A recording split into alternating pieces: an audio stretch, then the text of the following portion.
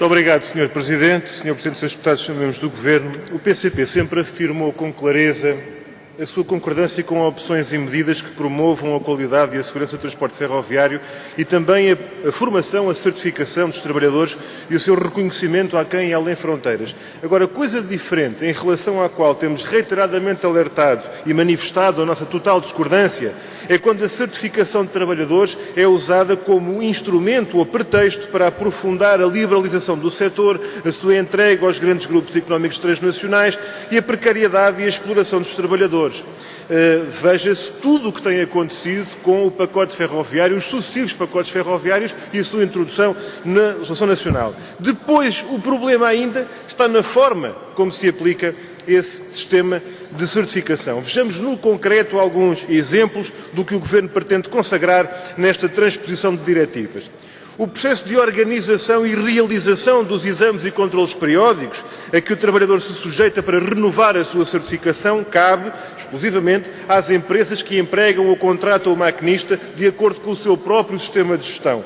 A periodicidade dos exames é definida nos mesmos termos. A empresa tem a faca e o queijo na mão. Nem uma palavra se encontra na proposta sobre a forma de participação e envolvimento dos trabalhadores e das suas estruturas representativas nestes processos.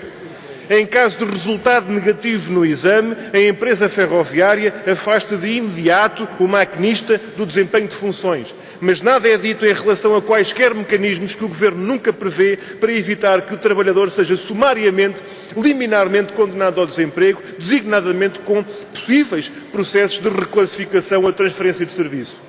Se uma empresa tomar conhecimento de que o estado de saúde do maquinista se deteriorou, toma de imediato, e estou a citar, as medidas mais adequadas, se necessário, a retirada do seu certificado. Nós perguntamos, e depois, o que é que acontece ao trabalhador? Logo se vê. Podemos ter situações de cassação da certificação profissional em casos de baixa por doença?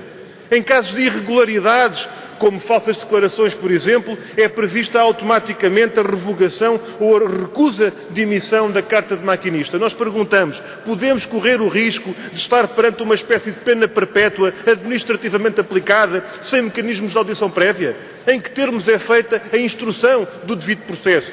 O limite de idade para o certificado, para a carta de maquinista, é de 65 anos. E depois, o maquinista é obrigado a ir para a reforma com a penalização, tendo em conta a legislação gravosa em relação à Segurança Social e às reformas que o PS e o CDS têm aplicado?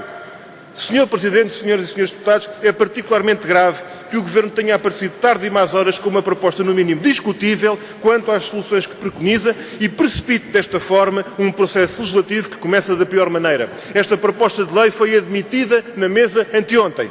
Mal tivemos tempo de ler o texto. A Comissão Parlamentar de Trabalho, obviamente, não podia ter tido tempo de aprovar o necessário parecer para este debate em plenário.